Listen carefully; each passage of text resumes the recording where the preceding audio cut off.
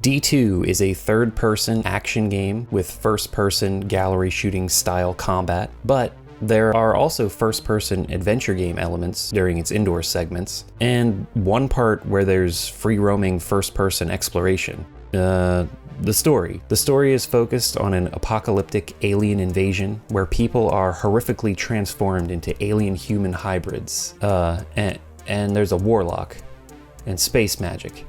It's also a tender character drama with heavy themes focused on abuse, addiction, and mental health. And it's the sequel to D, an adventure game where your dad got possessed by the soul of Dracula.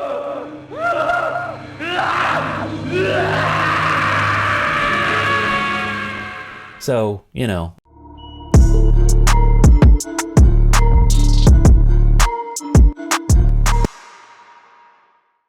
D2 was developed for the Dreamcast and released in 1999 in Japan and a year later in the West, but actually started life years earlier for the ill-fated Panasonic M2, the proposed successor to the 3DO. You see, D was actually one of only a handful of top-selling games for the 3DO, so Panasonic wanted lead designer Kenji Eno to develop a sequel for the M2. The original D2 was meant to be a continuation of the Harris family saga, where you would have taken control of Laura's son, who would have to escape a castle and fight off Dracula to save his father. Lara herself would have only been seen in the opening cutscene, killed in a plane crash caused by supernatural forces, an idea that was partially kept for the actual D2. The game would have also included fully 3D exploration and combat as well. This version was never to see the light of day though, as Panasonic pulled the plug on the M2 due to the colossal failure of the 3DO. After his work on the Saturn exclusive Enemy Zero, and another Saturn-only game, Winds of Regret, Eno returned to the idea of D2 with the announcement of the Dreamcast. For this version of D2, Eno created a new plot with a new version of Lara. Lara had actually become what Eno referred to as a digital actress.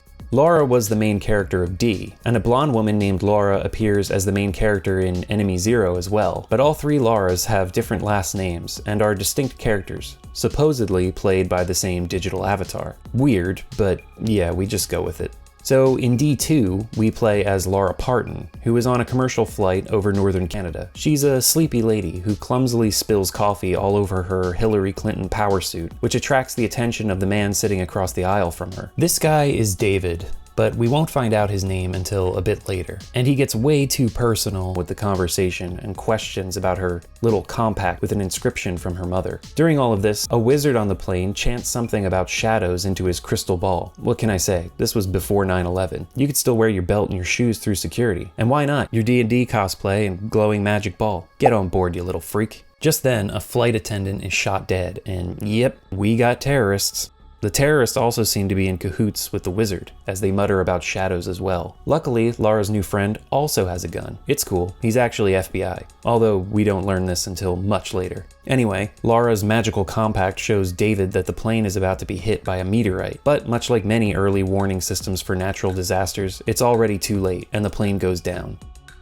Lara then awakens in the care of Kimberly Fox as they shelter in a small mountain hut. Kim informs Lara that it's been 10 days since the plane crash, and there are only a few survivors. Lara was found by Kim 2 days earlier and has no memory of the prior 8 days. Kim also mentions a young girl named Janny, who Lara had seen on the plane. Janny was originally with Lara, but has run away and gotten lost in the mountains somewhere. While attempting to piece things together, the two are attacked by one of the terrorists from the plane, who bleeds green blood and transforms into a horrifying monster. This creature grabs Kim and jams its tentacle down her throat, and my god, I didn't know I was watching La Blue Girl. Yeesh. Before further traumatization takes place, Kim and Lara are saved by a man named Parker, but Kim has an instant distrust of him and drives him away. From here, you wander out into the barren mountainside to discover what's going on and hopefully find some way of getting back to civilization. From the opening moments, it's clear that this game has little to do with the original D in story or gameplay. And I'm just going to give you a little spoiler here and say that aside from a main character named Lara, D2 has practically nothing to do with D, unless you count mentions of cannibalism as a connection. Yum.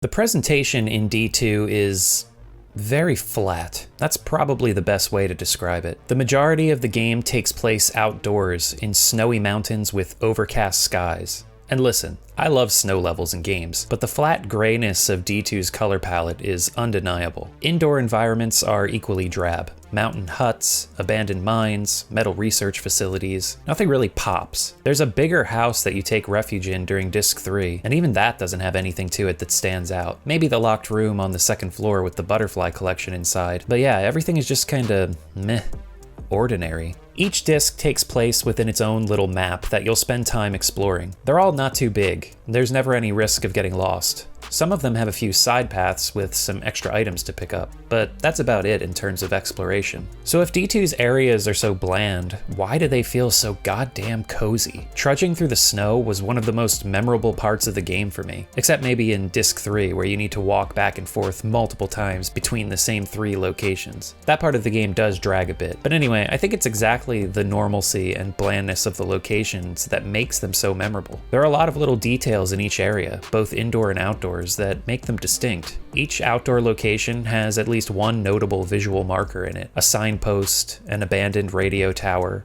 a wooden fence just barely peeking out of the layers of snow, a frozen lake, a rocky underpass. The mountain huts and cabins you shelter in have small details as well: a cozy fireplace, an unmade bed, a dining table with dishes and silverware. Each area feels lived in, and at certain points, I just wanted to curl up inside of this game. There was a lot of care and attention put into making these places feel like real places. The sound design adds to this. Aside from a few musical cues before and after combat, or when finding items lying around, the outdoor environments have no background music. It's just the wind and the sound of your footsteps crunching through the snow.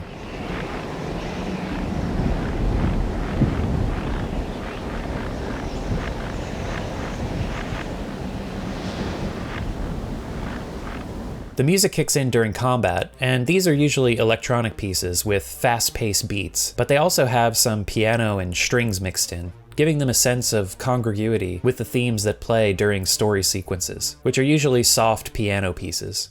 The story went on about the relationship between human aggression and instinct, but I couldn't take my eyes off the photograph.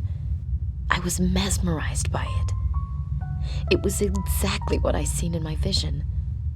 Except for one of the vocal tracks, the rest of the music was composed by Eno himself. The soundtrack to D2 is understated, and an excellent fit to the game. As for the rest of the presentation, the character models have the kind of action figure-like movement quality that was common in a lot of Dreamcast games. Still, it lends the Dreamcast a distinct look, so I'm not knocking it, but during some cutscenes it does look like a character's limb might just fly off with the right janky movement. The character designs themselves are all well done. Some of the outfit choices are a bit weird though. Like, why does Lara only have this suit jacket and skirt with heels to trudge around snowy mountain passes? You could have given her a sleek, professional, like, pea coat or something, and some boots. And why does Kim not zip up her damn coat in the sub-zero temperatures of northern Canada? These are really nitpicky things, and honestly, I don't know how I turned into my grandmother all of a sudden. Put your coat on, you're gonna catch a cold! The enemy designs were impressive though, with some being pretty gross and disturbing. There are, of course, the monsters that have tentacles and split open, revealing large eyes and gaping maws, but some of the most disturbing ones were the ones with human-like faces on them. Just, ugh. Something about this is really creepy. Hey, how you doing? D2's gameplay, like many other games, is broken up into combat and exploration. But this wouldn't be a Kenji Eno game if things weren't a bit complicated. So first, let's look at the combat. Enemy encounters are random. While wandering around outdoors, your view will switch from third to first person, and a short cutscene showing what type of enemy or enemies you're facing will play out. Lara can't move during combat. She stays rooted to wherever she's standing, so it's more shooting gallery-like, as opposed to a pure first-person shooter. Your weapon reticle will appear on screen, and you can freely move it around her current point of view. Aiming at an enemy will also make little boxes appear. These show its weak points. They're usually gray, but will sometimes turn red, showing where a critical hit can be achieved. Critical hits do more damage and also stagger enemies. Enemies don't always like to stay within your field of view, however. Some of them are very mobile and like to jump around. Some can burrow underground and pop up in different locations. Whenever an enemy moves off screen, you'll be prompted to press the X or B button to move your point of view to the left or right. This is similar to the Panzer Dragoon games, where enemies can attack from all sides and you need to swing your camera around to see where they are. If an enemy is not in your current field of view and is about to attack, the arrows next to the button prompt will flash red. If you're fast enough, you can swing the camera and land a critical hit to stagger them out of their attack, though this can be quite difficult depending on the enemy. In the very beginning of the game, you'll only be facing one at a time, but very quickly, you'll start facing off against pairs or groups of enemies. The game never gives you more than 3 at a time to deal with, so that's nice. But it will almost always throw different enemy types at you within these trios. And the variety is pretty good. There are at least 7 different types of main enemies that I counted. And mind you, the game isn't very long, so I was satisfied with this amount. There are a few palette swaps toward the end of the game, but overall, a solid cast of baddies. Getting to know the enemy types and evaluating which ones will be a threat first is key to survival. As for weapons, you start the game with a submachine gun. It's low powered but has unlimited ammo, so you can employ a spray and pray method. Its clip holds 15 bullets, and Lara will automatically reload when it's empty. You can also reload manually with the Y button. You'll also find some other weapons. The shotgun is easily the most powerful in the whole game, but of course take shotgun shells, which you'll have to find and stock up on. The semi-automatic rifle is an upgrade to the SMG with unlimited ammo, but only 10 bullets in its magazine. The shots are stronger though. You also get a handgun, which you pick up later in the game, and I never used.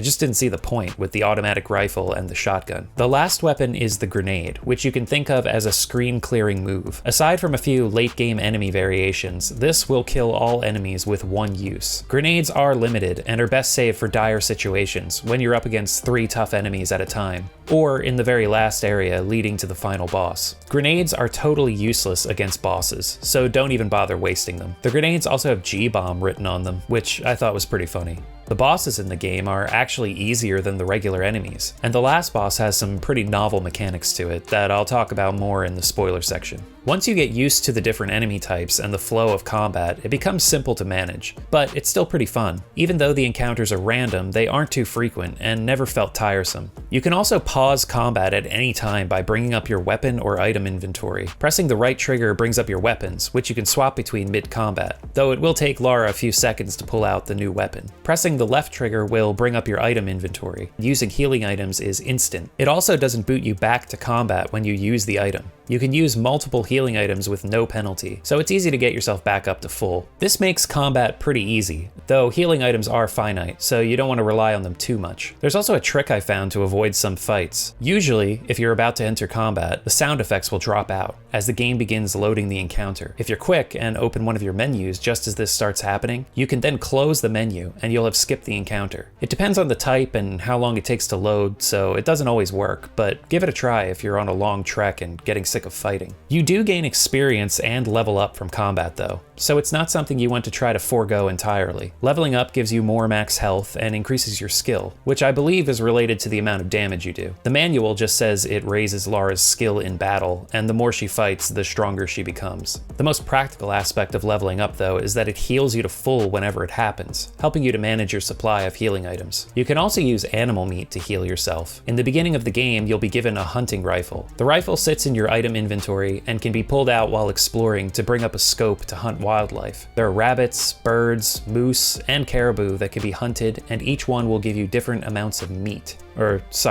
Meats. You can also avoid hunting altogether if you don't want to harm the wildlife. You can even just take photos of them with your camera. Anyway, we're kind of transitioning into exploration now, so let's focus on that. This is where things start to get a bit all over the place. Outdoors, you explore from a third-person point of view. You'll also get access to a snowmobile during the second and third discs, but only at certain parts. The snowmobile's good because it moves faster, but it's also hard to control, and you actually get into encounters more frequently. The step counter for the RNG must not be readjusted for the different speed, which makes using the snowmobile, honestly, not so convenient. I actually crashed the snowmobile into a corner at one point, and didn't know that pressing the Y button would reverse it. So I abandoned it and spent one section trudging around on foot when I could have just been riding the snowmobile. But to be honest, it wasn't that bad. Like I said, the areas aren't huge, so I probably only added about 10 or 15 minutes to my playtime by not using it. Indoors, D2 goes back to its more adventure game roots. You move Lara in a first-person point of view from node to node, but you can also hold the Y button to freely look around the environments. There are various free look items scattered about, so you'll want to be sure to look around so you don't miss out on extra health and ammo pickups. So, okay, we've got outdoor third-person exploration, outdoor first-person combat, indoor first-person exploration. Got it. But there is one weird outlier. On the first disc, you'll enter an abandoned mine and be able to explore in first person, but you now have complete freedom of movement. This is a short area, and when I first got here, I thought, oh cool, there will be places like this too, where you'll be indoors, but not in a safe location, because you can still get into random encounters in the mines. So there will be first person exploration as well. But no. This is the only area in the whole game that does this. Just feels a bit weird. Not while you're actually playing it, but when you think back on it later. They just never do this again. And I really wish they did, because it's a pretty fun section. It's like this was a test idea that they decided not to go with, but then just left in the game anyway. I don't know, just thought I'd point it out. Despite all these different, more action-oriented exploration types, D2 still works on an FMV adventure game philosophy. In a lot of places, it will be a matter of finding the right triggers in the right order to advance things, which can be a bit annoying, especially when you're given mostly free reign to explore areas. A good example is the very first area, where you'll have to walk back and forth between the starting cabin and this stone hut, triggering different cutscenes before you can finally go up to the plane crash site. You can go up there right away if you want to, and there are a couple of items to collect, but nothing will happen out of the order that the game wants you to do things. So you may get stuck sometimes trying to figure out exactly what the game wants you to do and when. The other thing to remember about the FMV game philosophy is that it's more about the story, and you will be sitting through a lot of cutscenes in D2. Speaking of which, this is the perfect place to get into that story. It's a twisted knot of plot points and character interaction, and if you'd rather unravel it yourself, skip to this time. If not, strap in, because things are going to get weird and confusing.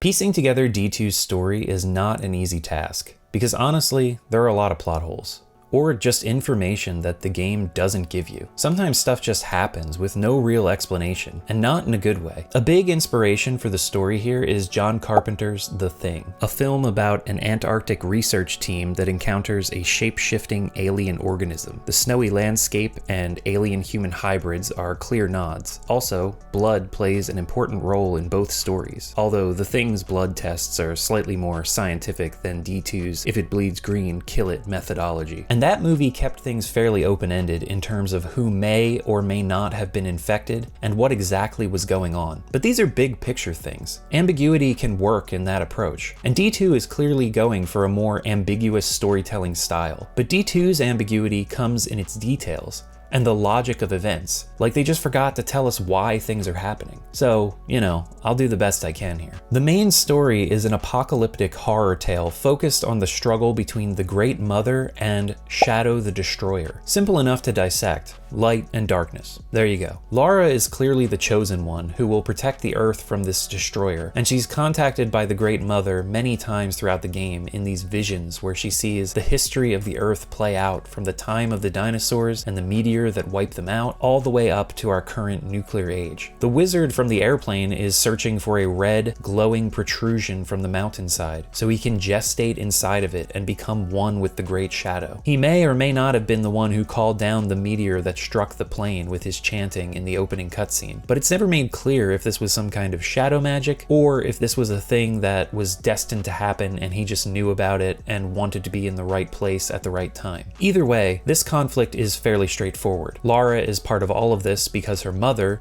Lucy Parton, was a scientist who had discovered a human-like winged creature inside the stomach of the remains of a great mammoth. Her team attempted to fertilize Lucy's eggs with sperm collected from the quote-unquote angel they found, and Lara is the result of this experiment. So basically, Lara is half angel. Other nefarious and shadowy organizations wanted to recreate more of these winged humans, but they could never make a perfect specimen like Lucy did with Lara. This is all told to Lara by an AI that has the memories of her mother, who then asks Lara to destroy it so no one else can ever exploit this knowledge, which begins a strangely suggestive boss fight, to say the least.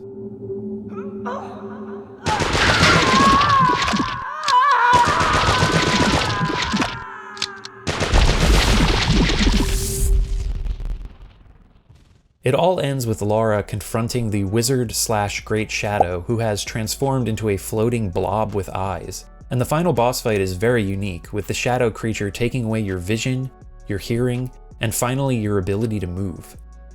But of course, Lara prevails and saves the world. Assuming you don't suck and didn't die and actually finish the game. So, okay, all of that. A bit weird, but again, straightforward, easy to follow. Not bad.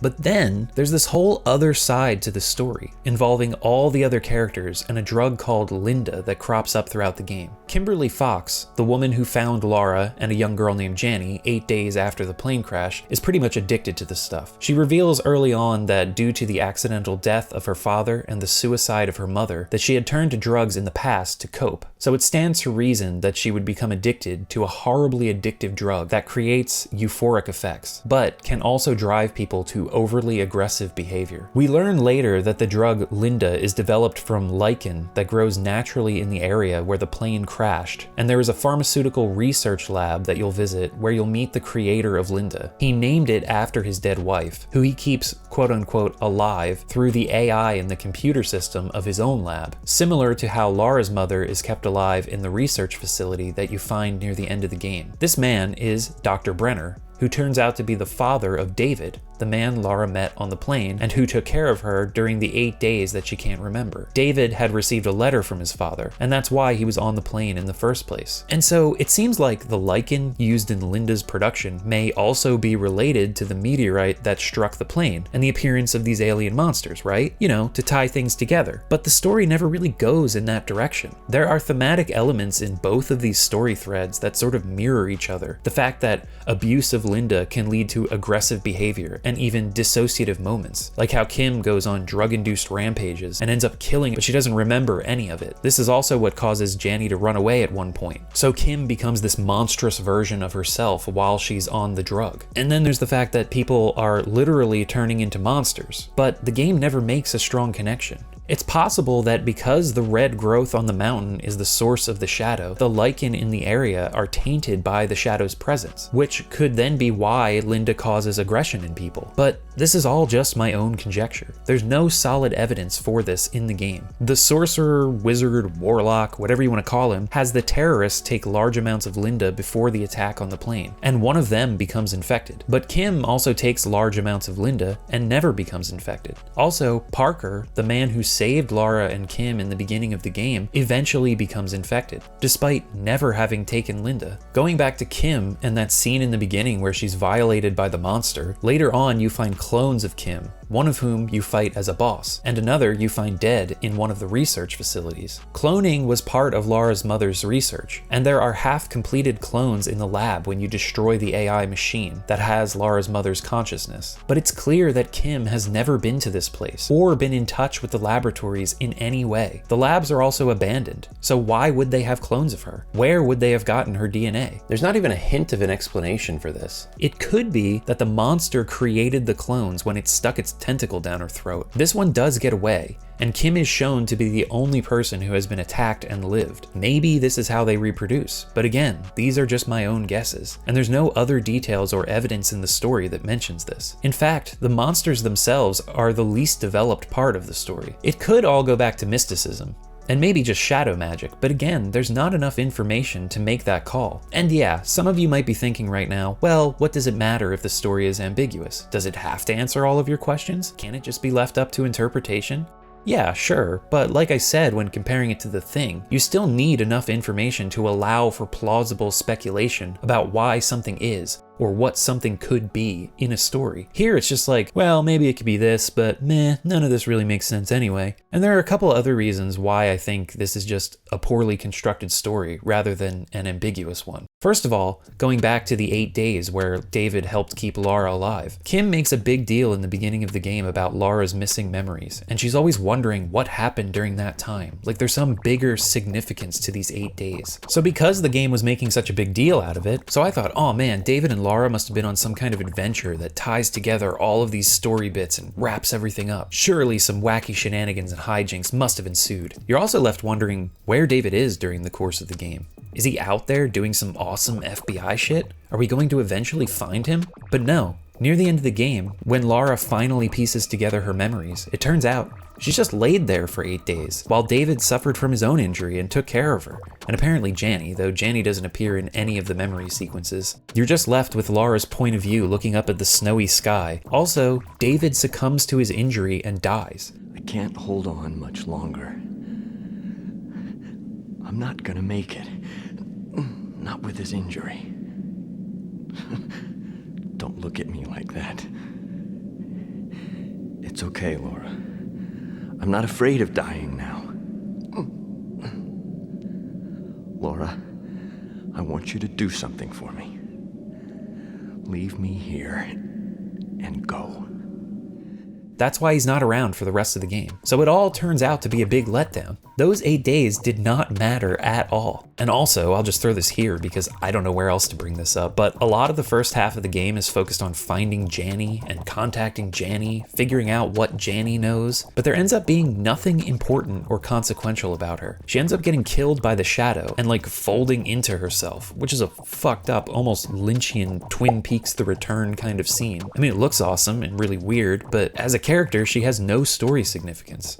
So, as I pointed out, both sides of the story have strong moments that could have been even stronger if they were pulled together in some more cohesive or even some more thematically relevant kind of way. Like the mirroring between the monsters and abuse of Linda making you more aggressive, or the lichen and the shadow, or Kim and her clones and the cloning that was going on at Lara's mother's lab. There are a lot more instances of this as well throughout the narrative, but as it stands, everything is just kind of reflective, but not really meaningful. So it all ends up being a bit frustrating. I feel like individual parts of this story are strong, and the threads of it are interesting. I enjoyed watching most of these cutscenes. I think it was mostly out of awe of the fact that a lot of it doesn't really focus on the main story, and are just these moments of melodrama and character interaction. But even with that, a lot of the impact is undone by the flimsy dialogue. The voice acting isn't awful though, and it's fun to watch in a so bad it's good kind of way, but yeah, the actual plot points just don't come together in any satisfying way. Even at the very end, Lara just gets sent back to before the flight even took place.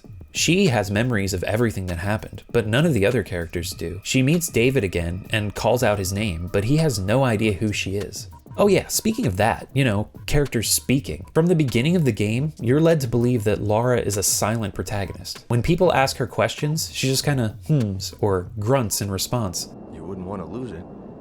It's from your mother, isn't it, Laura? By the way, were you having a nightmare or something? You were mumbling and talking in your sleep. Are you all right? Well, I don't fly too well myself. Which does feel awkward, but okay, she's a silent protagonist. That's a video game choice. Fine. But then, near the end, she talks. She has to say her name to enter the lab. Please state your name. Please state your name. This is Laura. Laura Parton.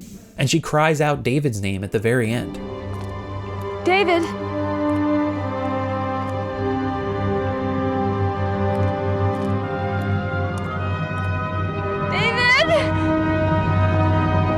So she could talk the entire time. She was just being a fucking weirdo. It's another thing that just undermines the whole story when you look back on it. I don't know. I don't hate this story. It just feels so incomplete. Like they had all the pieces and just refused to put it together in a skillful way. It also gets way too up its own ass with all the imagery of war and death and human suffering, and the last 5 minutes are just title cards of facts about pollution, hunger, war, overpopulation, and so on. Where did all of this come from? The story sets itself and some of its characters up to go places and develop in interesting ways, but then just drops the ball with everything. Again, I don't know. I just see a lot of wasted potential when I think back on D2's story. This is of course only my interpretation of the story. There are for sure a lot of people out there who have played this game more than I have. So if you've got your own thoughts or noticed things I've missed, by all means, let's discuss in the comments. Keep it civil of course, but yeah, a lot of this story is clearly left open, so there are multiple ways to look at things.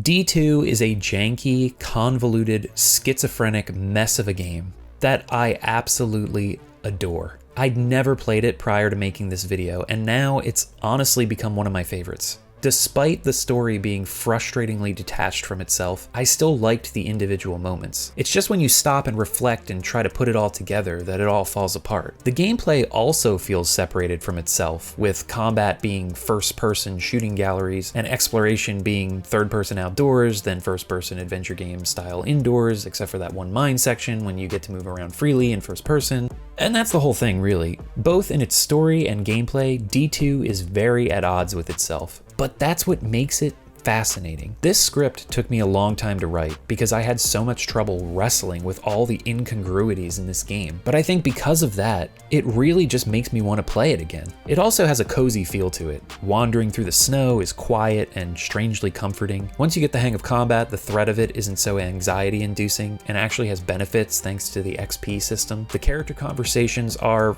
for the most part, soft and slow-paced, but then you get these out-of-nowhere bursts of violence and hysteria. I find the whole thing entrancing, mostly because it's a wonder how this jangly mess of gameplay and story moments manages to hang together at all. Many games have done this kind of storytelling, combining touching character development with larger post-apocalyptic themes, but there's something that's so unique about the way D2 does it. It's like greater than the sum of its parts, but then also its individual parts are better than the whole. I really don't know. I'm struggling to define this game to myself, which is okay, because in the end, that's what makes it fascinating and worth playing.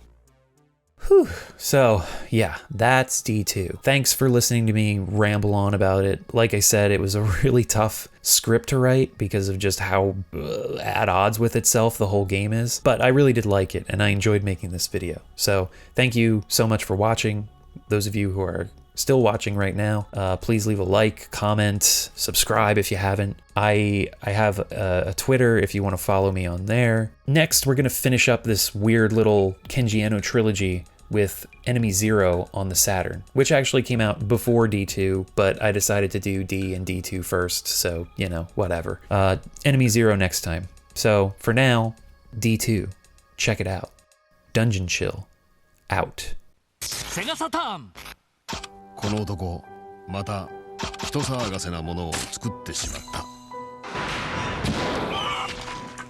このソフトは事件になる。エネミーゼロ。